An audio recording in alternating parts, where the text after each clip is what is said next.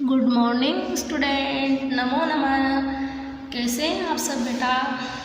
आज हम संस्कृत की क्लास में पढ़ने जा रहे हैं पार्ट ऑफ स्पीचेस। ये पार्ट ऑफ स्पीचेस हमने कल भी पढ़ी थी बेटा, और कल जो हमने पढ़ा था उसमें हमने 3 चीज़ें पढ़ चुके थे। हम 3 पार्ट पढ़ चुके थे क्योंकि पार्ट ऑफ स्पीचेस अर्थात वाक्य की भाग जो हमने कल पढ़ा था, उस वीडियो को अगर आपने देखा है तो आप समझ जाएंगे कि वाक्य की भाग हमने बताया भी था कि वाक्य के भाग मतलब क्वेश्चन बन रहा था कल भी अपना कि वाक्य के भाग क्या होते हैं। तो बेटा एक कोई भी सेंटेंस हम बोल रहे हैं तो उसमें कौन कौन सी पार्ट है, मतलब कौन कौन से उसमें पार्ट जो है उसके नाउन, उसमें कोई संज्ञा है, सर्वनाम है, विशेषण है, कौन कौन से शब्द उसमें प्रयोग में आए हैं वो हमें पहचानने हैं कि संज्ञा शब्द है तो कौन सा है, सर्वनाम शब्द है तो वो कौन सा है, विशेषण शब्द है तो वो कौन सा है। तो इस तरह से अगर हम शब्दों को पहचानते हैं तो हम पार्ट ऑफ स्पीचेस को अच्छी तरह से समझ पाएंगे। और इसी क्रम में हमने कल जो सबसे पहला पार्ट पढ़ा था वो था हमारा नाउन। क्या था बेटा? नाउन। नाउन को हिंदी में कहते हैं संज्ञा, और उसी संज्ञा को संस्कृत में कहते हैं संज्ञा। ठीक है बेटा। और फिर हमने सेकंड नंबर पे पढ़ा था वो था प्रोनाउन। प्रोनाउन उसको क्या कहते हैं? सर्वनाम। क्या कहते हैं हिंदी में? सर्वनाम, और संस्कृत में भी कहते हैं सर्वनाम। ठीक है ना बेटा। फिर हमने थर्ड पार्ट पढ़ा था वो था हमारा एडजेक्टिव। क्या था? एडजेक्टिव। ठीक है ना। उसको कहते हैं हम विशेषण। विशेषण को संस्कृत में भी कहते हैं विशेषण। ठीक है ना। अब संज्ञा क्या थी? किसी भी का भी नाम, व्यक्ति मतलब नाम मात्र, चाहे वह किसी स्थान का हो, किसी व्यक्ति का हो, किसी वस्तु का हो, बस नाम मात्र। नाम मात्र जो होता है उसको हम कहते हैं संज्ञा। ठीक है ना। संज्ञा की डेफिनेशन हमने यही पढ़ी थी। उसके बाद हमने पढ़ा था दूसरा जो हमारा पार्ट था वो था सर्वनाम। तो सर्वनाम क्या था? जो संज्ञा के स्थान पर प्रयोग में लाए जाते हैं। हमने सेंटेंस भी पढ़े थे इनकी कल कि राम जाता है। तो राम क्या है? एक संज्ञा शब्द है, और जाना उसकी क्रिया है। क्रिया हमने अभी यहाँ पढ़ी नहीं है इसलिए हम क्रिया को डिफाइन नहीं करेंगे, लेकिन राम जाता है। ठीक है। तो ये हो गया हमारा संज्ञा शब्द। अब संज्ञा के स्थान पर प्रयुक्त होने वाले शब्दों को सर्वनाम कहते हैं। तो संज्ञा के स्थान पर प्रयुक्त होने वाले शब्द कैसे हुए? राम जाता है और वह सोता है, या राम जाता है और वो खाता है, राम जाता है और वह पीता है। तो राम जाता है और राम पीता है, राम जाता है, राम खाता है, राम जाता है, राम सोता है, राम जाता है, राम पढ़ता है। तो 2 बार राम का नाम नहीं लेकर हमने एक ही बार उसके नाम को लिया, संज्ञा शब्द को लिया, और दूसरी बार हमने लिया सर्वनाम को, तो वो हो गया सर्वनाम शब्द। तो वह जो शब्द बना था हमारा रामः गच्छति स पठति। राम जाता है, वह पढ़ता है। तो वह हमने उसके लिए दूसरे सेंटेंस में राम नहीं लिखकर वह लिखा, वह शब्द जो था हमारा वो सर्वनाम हो गया। ये सब मैं कल के जो वीडियो था, सॉरी इससे पहले वाला जो वीडियो था उसमें मैंने आपको सारा समझा दिया है अच्छे से सेंटेंस बना के। और उसके बाद हमने थर्ड वाला पढ़ा था वो था हमारा एडजेक्टिव, विशेषण शब्द।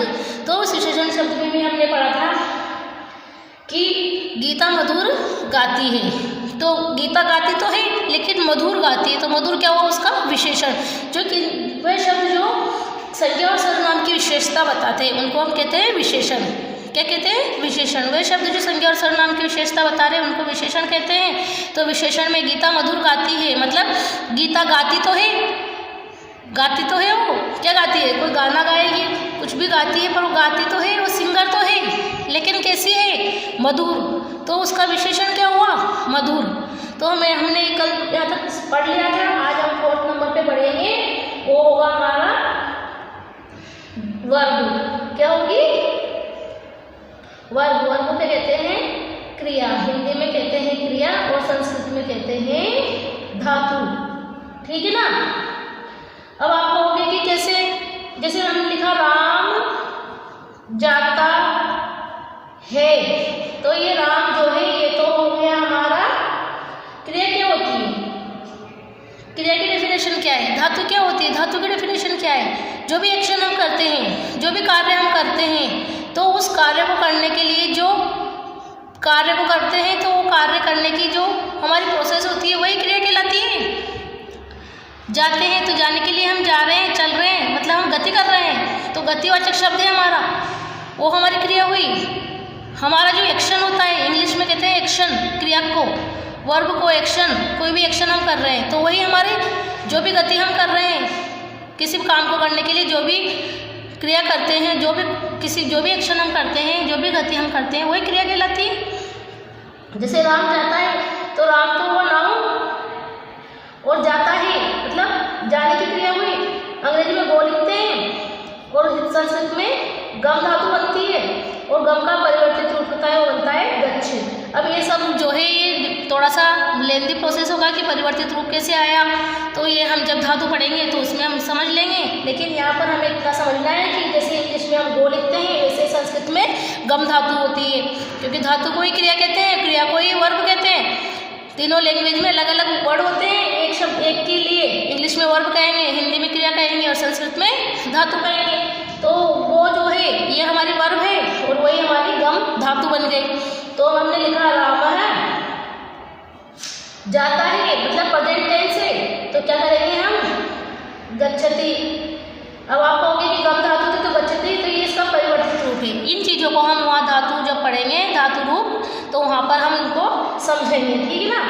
यहाँ हमें समझना है कि गम का गच्छ रूप जो होता है परिवर्तित रूप होता है, और वही हमें यहाँ पर लिखना है। तो राम है गच्छति, तो ये गच्छति क्या हुई, हमारी क्रिया हुई, सॉरी हमारा धातु शब्द था उसकी क्रिया हुई, ठीक है ना। तो राम है गच्छति, तो धातु जो है वो क्या कहलाती है, संस्कृत हिंदी में क्रिया, और संस्कृत में धातु, और इंग्लिश में वर्ब। जो हमारे क्रिया शब्द होते हैं उनको ही हम संस्कृत में धातु कहते हैं। तो यहाँ पर राम है गच्छति।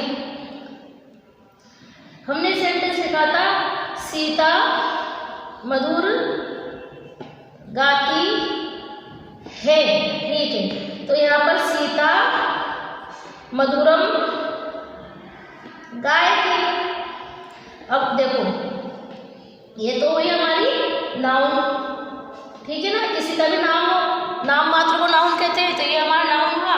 मधुर उसकी विशेषता बता रहा है इसके गाने की, तो मधुर क्या हुआ हमारा, एडजेक्टिव।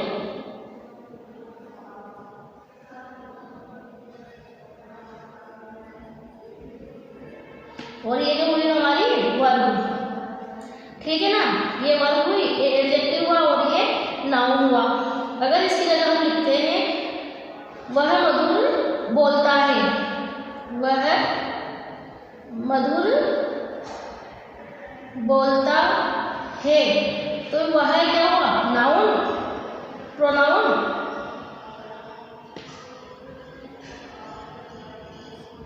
और मधुर जो है एडजेक्टिव हुआ हमारा विशेषण, और बोलता है यानी वदति। सह मधुरम वदति, तो ये क्या हुआ, हमारी धातु हुई, ठीक है ना। और ये हमारा विशेषण हुआ, और ये हमारा क्या हुआ, सर्वनाम हुआ, ठीक है ना। ये हमारा विशेषण हुआ। तो हम समझ चुके हैं कि विशेषण क्या होता है, जो संज्ञा और सर्वनाम की विशेषता बताता है उसे विशेषण कहते हैं। और धातु क्या होती है, वर्ब क्या होती है, तो वह शब्द जो हमें कार्य करने का इशारा करते हैं, या जो हमारे कार्य होने का बोध कराते हैं कि हाँ ये कार्य हो रहा है। वह जाता है, तो जाने का बोध किससे हो रहा है, जाने की क्रिया से, गम धातु से हमें जाने का बोध हुआ। वह बोलता है, तो बोलने का बोध किससे हुआ, वद धातु से बोलने का बोध हुआ। तो जो हमें हमारा कार्य होने का बोध करा रहे हैं, ज्ञान करा रहे हैं, जहाँ हम एक्शन कर रहे हैं, वो होगी हमारी धातु, ठीक है बेटा। जब हम वर्ब पढ़ लेते हैं तो वर्ब पढ़ने के बाद आती है हमारी एडवर्ब। क्या आता है, एडवर्ब। तो हम 5th नंबर पे जो पढ़ेंगे वो होगी हमारी एडवर्ब,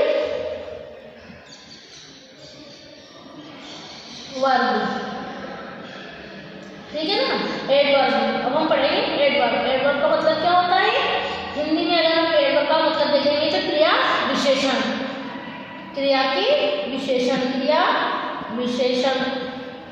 ये क्रिया विशेषण शब्द जो होते हैं इन्हीं को संस्कृत में भी क्रिया विशेषण या धातु विशेष्य बोला जाता है। क्या बोला जाता है? धातु विशेष्य।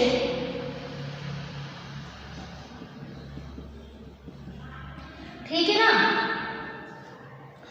अब हम देखते हैं कि कैसे हम इनको समझे कि क्रिया विशेषण शब्द आखिर होते क्या हैं।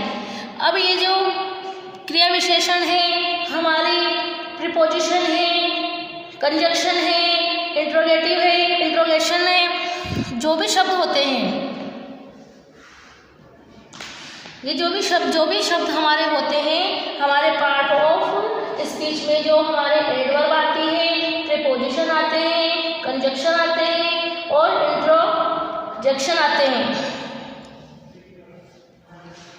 इंट्रोजेक्शन आते हैं। ये जो शब्द होते हैं 4 प्रकार के, ये चारों ही प्रकार के शब्द जो है हमारे संस्कृत में हम अव्यय नाम से एक टॉपिक पढ़ते हैं, उनमें ये अव्यय के ही भेद कहे जाते हैं। इन चारों को हम अव्यय के भेद कहते हैं, क्योंकि अव्यय शब्द जो होते हैं उसी में सारे शब्द मिले हुए होते हैं। तो हर लैंग्वेज का एक अपना तरीका होता है, अपनी एक पढ़ने का एक बुक में या किसी भी तरह से ग्रामर में, माना कि सारी ग्रामर एक जैसी होती है, हर ग्रामर में हर शब्द नियम एक जैसे होते हैं, लेकिन जब संस्कृत हमारी बहुत ही पुरानी भाषा है, हमारी पहली भाषा है, प्राचीन भाषा है, तो इसमें जो शब्द दिए जाते हैं वो शब्द थोड़े से अलग होते हैं। अब अव्यय जो हमारा टॉपिक दिया गया है वो अव्यय के टॉपिक में ही ये चारों तरह के जो हमारे पार्ट है स्पीच के, इनको उसमें समाहित कर दिया गया है। अगर हम इनको अलग अलग कहीं ढूंढेंगे तो हमें नहीं मिलेंगे, इन शब्दों को हम अलग अलग कहीं ढूंढेंगे तो ये हमें नहीं, हम इन शब्दों को अव्यय में ढूंढेंगे तो अव्यय में हमें चारों तरह के शब्द एक साथ मिल जाएंगे। बस हमें पहचानना होता है कि कौन सा शब्द समुच्चय बोधक है, कौन सा शब्द विस्मय बोधक है, कौन सा शब्द क्रिया विशेषण है, कौन सा शब्द संबंध सूचक है। ठीक है ना बेटा। इस तरह से अगर हम हमारे शब्दों को पहचाने तो हम आराम से उसको कर सकते हैं। अब आप अपनी बारी आती है कि क्रिया विशेषण शब्द कैसे होते हैं और क्रिया विशेषण कैसे होता है। जैसे हम एक सेंटेंस ऐसे शब्द जो क्रिया या किसी विशेषण की दूसरे शब्द के साथ विशेषता बताएं। ऐसे शब्द जो कोई शब्द दिया हुआ है, कोई क्रिया दी गई है तो उस क्रिया की विशेषता बताए, या फिर कोई विशेषण दिया गया है तो उस विशेषण की विशेषता बताएं। वो शब्द जो होते हैं वो होते हैं क्रिया विशेषण। हम कहें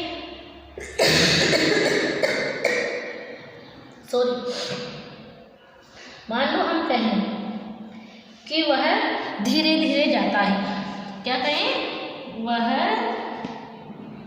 धीरे धीरे जाता है। ठीक है, तो वह हुआ हमारा सर्वनाम शब्द। सह, शने, शने, गच्छति। ठीक है बेटा। अब आप कहोगे कि क्रिया के विशेषण की कैसे विशेषता बता रही है? हमारे क्रिया शब्द है जाता है, गच्छति हमारे धातु शब्द है। ठीक है ना। और सह जो हमारा सर्वनाम है, वह शब्द जो क्रिया की या किसी विशेषण की विशेषता बताए। तो एक क्रिया की विशेषता बता रहा है कि वह जाता है। जाता तो है वो, यहाँ हमारे पास वह है और गच्छति है, मतलब वह जाता है। हमारा सिंपल सेंटेंस बन रहा है सर्वनाम से, लेकिन हमने बीच में 2 शब्द लगा दिए हैं, शने शने, मतलब धीरे धीरे। तो वो जाने की विशेषता बता रहा है कि वह धीरे धीरे जाता है। अगर मैं कहूँ कि घोड़ा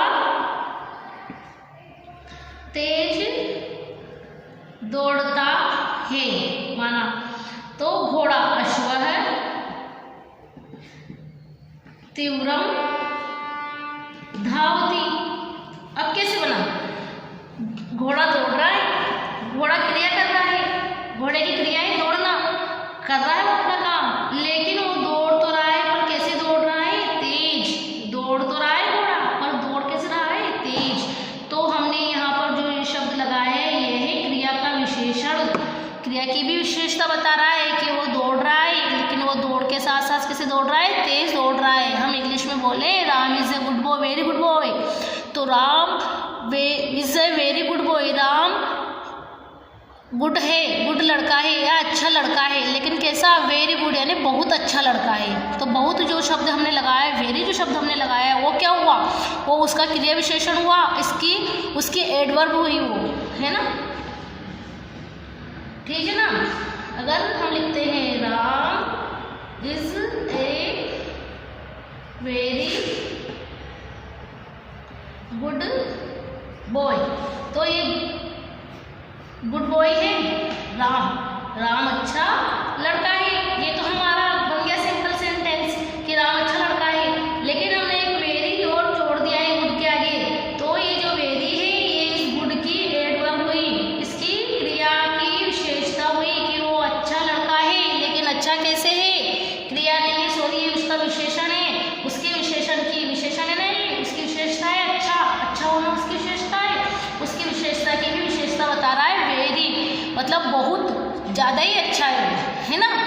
तो जो वह शब्द जो किसी क्रिया की विशेषता बताए या किसी विशेषण की विशेषता बताए वो कहलाते हैं क्रिया विशेषण शब्द। अगर हम 6 नंबर पे जो पढ़ेंगे वो होंगे हमारे प्रीपोजिशन। क्या होंगे, प्रीपोजिशन। प्रीपोजिशन में क्या होता है बेटा, प्रीपोजिशन, जो प्रीपोजिशन शब्द होते हैं वो होते हैं हमारे संबंध सूचक शब्द, संबंध सूचक शब्द। ठीक है ना, संबंध सूचक शब्द, प्रीपोजिशन यानी संबंध सूचक शब्द, है ना। तो संबंध सूचक कैसे हुए, ये मैंने बताया आपके सब अव्यय के पार्ट हैं, ठीक है ना। एडवर्ब जो है वो भी अव्यय का पार्ट है। अब ये जो शनि शब्द ये सब अव्यय में आते हैं, इन सबको अव्यय कहा जाता है संस्कृत में, तो ये भी अव्यय का पार्ट है। ये प्रीपोजिशन जो है संबंध सूचक शब्द, ये भी अव्यय का पार्ट है। कैसे अव्यय का पार्ट, अगर मैं कहती हूँ वृक्ष के ऊपर पक्षी बैठा है ना, तो संबंध सूचक कैसे है, मतलब संबंध स्थापित कर रहा है। कैसे स्थापित कर रहा है संबंध, हम देखते हैं कि जैसे वृक्ष के ऊपर पक्षी बैठा है, ठीक है साहब, वृक्ष के ऊपर पक्षी बैठ गया, तो यहाँ वृक्ष के ऊपर है, सबसे पहली बात तो यही संबंध स्थापित कर रहा है कि यहाँ पर षष्ठी भक्ति का प्रयोग हुआ है संबंध कारक का, तो हम लिखेंगे वृक्षस्य। सबसे पहला संबंध तो यही बन गया हमारा, क्योंकि षष्ठी भक्ति में संबंध कारक होता है और यहाँ पर जो वृक्ष के ऊपर है वही हमारा संबंध कारक है। तो वृक्ष से ऊपर के लिए हम जो अव्यय शब्द लिखेंगे वो होगा ऊपरी, पक्षी को कहेंगे खगर, और बैठा है मतलब तिष्ठति, ठीक है ना। तो वृक्ष के ऊपर पक्षी बैठा है। अगर यहाँ इसको हम बहुवचन में लिखेंगे तो वृक्ष से ऊपरी खगाः, बहुत सारे पक्षी बैठे हैं, तिष्ठन्ति, क्योंकि क्रिया के जब हमारा सब्जेक्ट जो हमारी कर्ता होता है इसके अनुसार हमें क्रिया लगानी होती है। बहुत सारे पक्षी है तो बैठे हैं, एक पक्षी है तो बैठा है, ठीक है ना। एक वचन, द्विवचन और बहुवचन की क्रियाएं हमें लगानी होती है।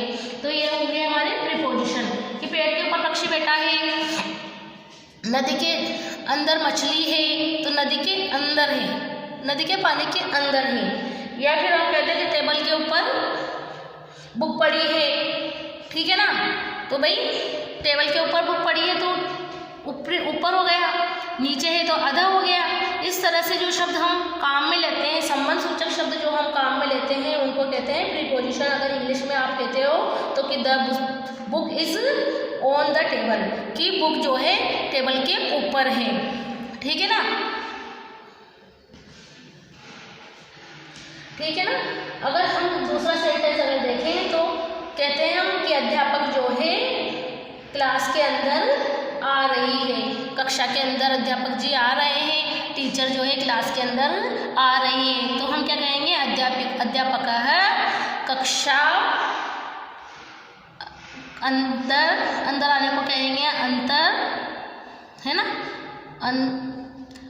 आगच्छति, आने की क्रिया जो लगाएंगे वो लगाएंगे हम आगच्छति। तो अध्यापक जो है हमारे क्लास के अंदर आ रहे हैं, इन हो रहे हैं। तो इस तरह से जो हम शब्द लगाते हैं, अधर, ऊपरी, नीचे, अंदर, भीतरी, भीतर जो शब्द होता है वो अंदर का सूचक होता है। तो भीतरी, भीतर अलग अलग शब्द बनते हैं, है ना।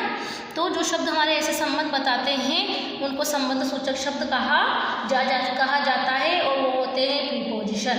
ठीक है ना बेटा। उसके बाद हम जो है नेक्स्ट वाला पढ़ेंगे, वो पढ़ेंगे हम कंजक्शन। कंजक्शन शब्द जो होते हैं वो होते हैं समुच्चय बोधक शब्द।